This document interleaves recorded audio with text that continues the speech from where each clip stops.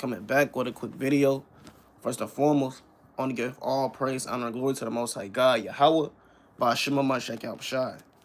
All right, Yahweh be in the name of the Heavenly Father, and Yahweh Shai be in the name of His only begotten Son, who the world will call Christ.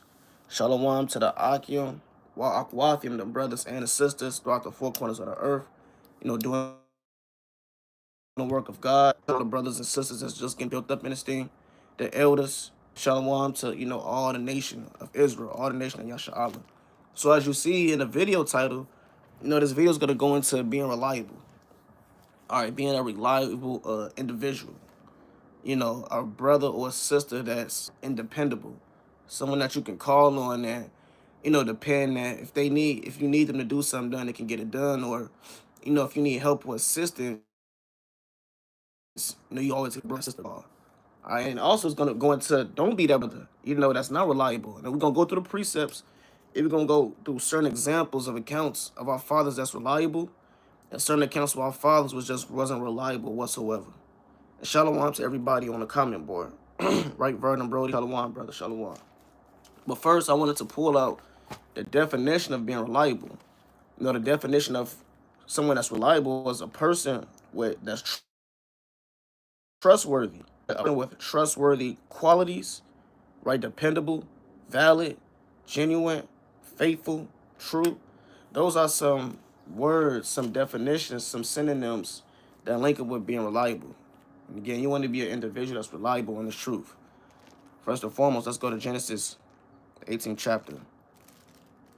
First and foremost, you want to be reliable to the Most High. Before you can be reliable to brothers and, you can bear brothers' burdens and you can, be in the sense reliable to the Lord. So this is Genesis chapter 18 and verse number 18. It says, seeing that Abraham shall surely become a great and mighty nation, and all the nations of the earth shall be blessed in him.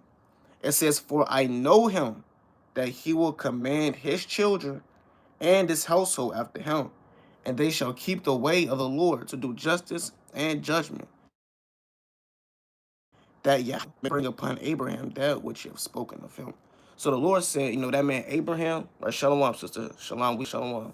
Right, the Lord said that brother Abraham, Salakia, right, that man right there, I could put trust in that man. I can know that man is gonna command his house and his children.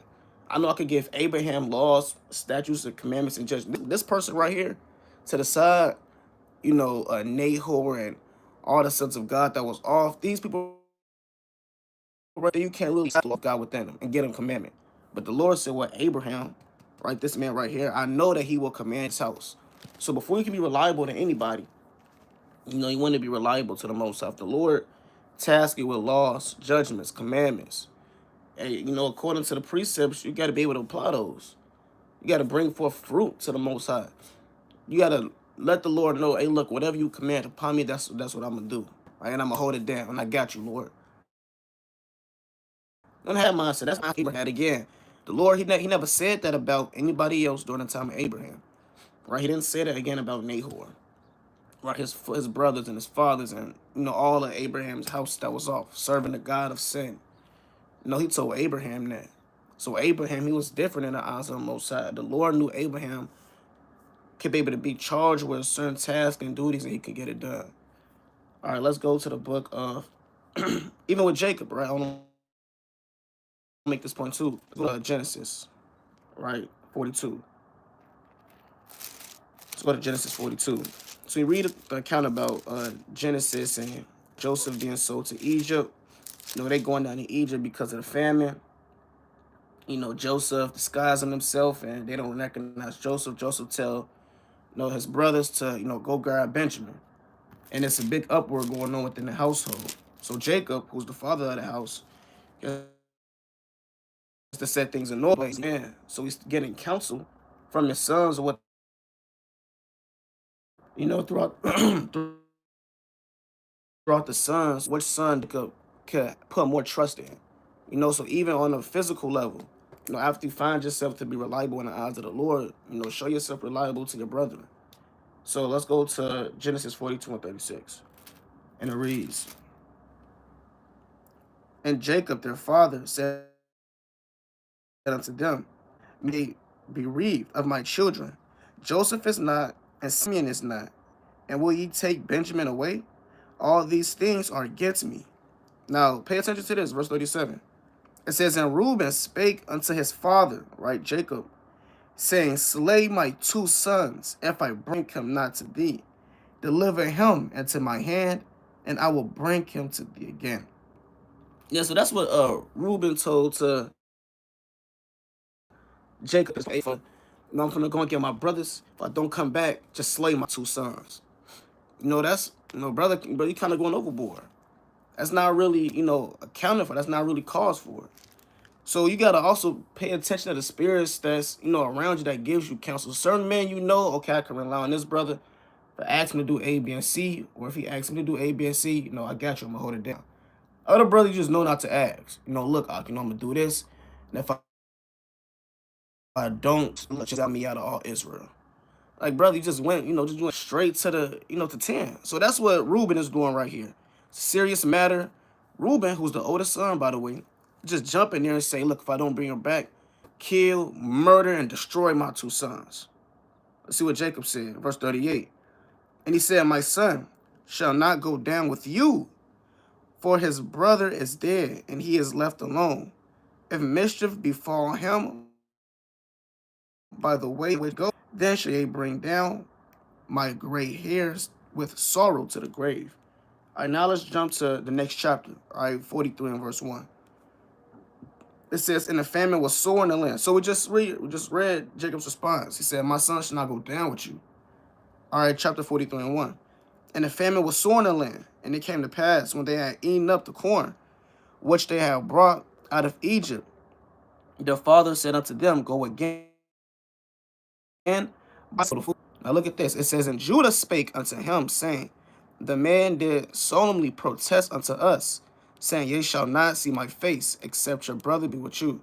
Right? That's the commandment that Joseph gave his brethren. Don't come back unless you got your brothers with you.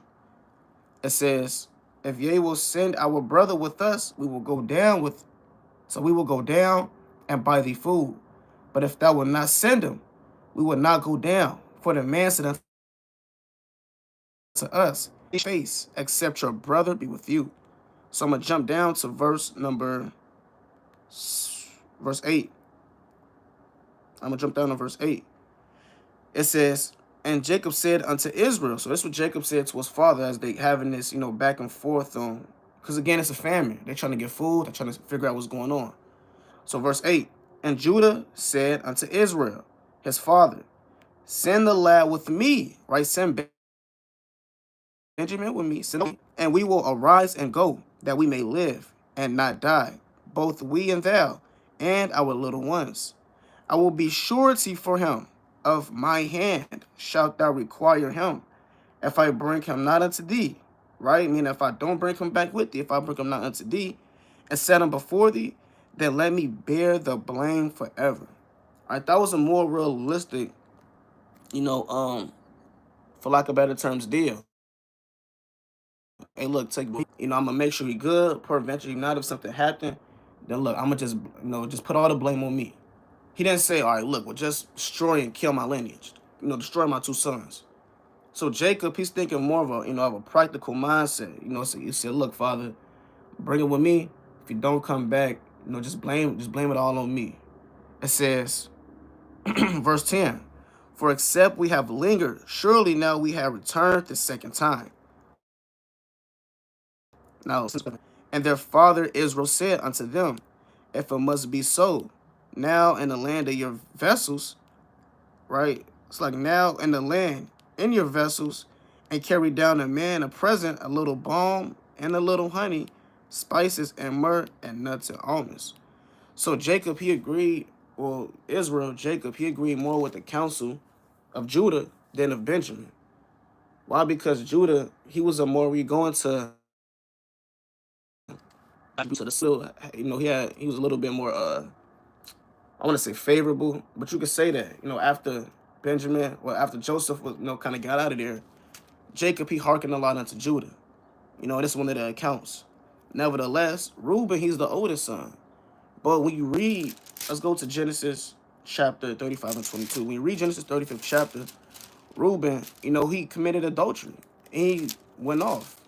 And he laid down with his father's concubine. And doing stuff like that, it's not going to make you become a man that's reliable, a man that people want to seek and look towards to, a man that people are going to ask you, advice about. Let's go to Genesis 35 and verse 22.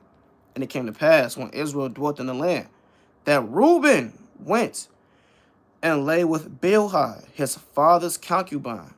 And Israel heard it. Now the sons of Jacob were 12. Yeah, that's off. Here it is, you laying around with your father's concubine.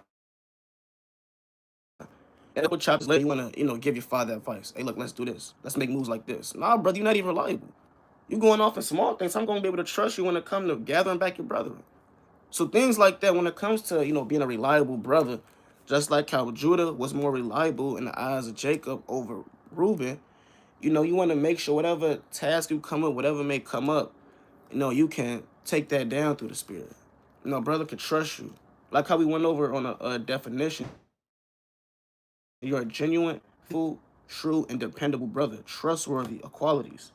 Let's go to the book of Deuteronomy 3 and 21. All right, Deuteronomy 3 and verse 21.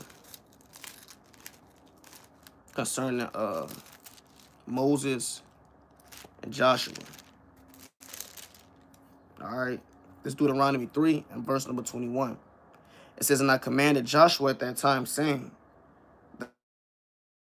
thine eyes have what God hath done unto these two kings. So shall the Lord do unto all, right, shall fight for you. So Moses, as we know, didn't make it into the promised land. All right, Moses died in the wilderness. So what the Lord and Moses through the Spirit had to do was had to set somebody else up. Right? Shalom Zakar and Judah Man, Shalom like you. But to set somebody else up instead of Moses.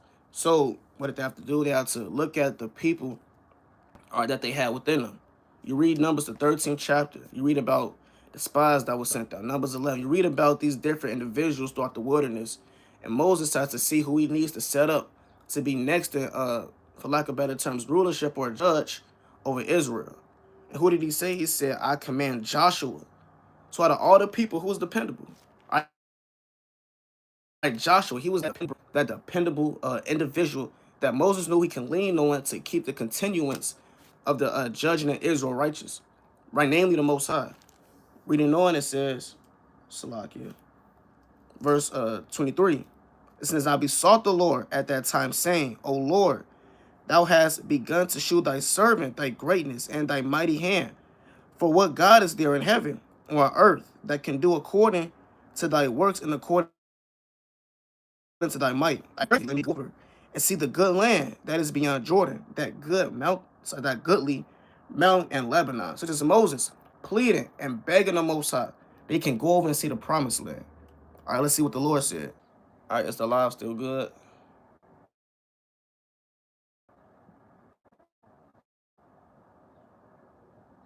All right, Lord, Lord willing it is, Lord willing the live is still good, but we're gonna keep it pushing. Let's go back to that Numbers.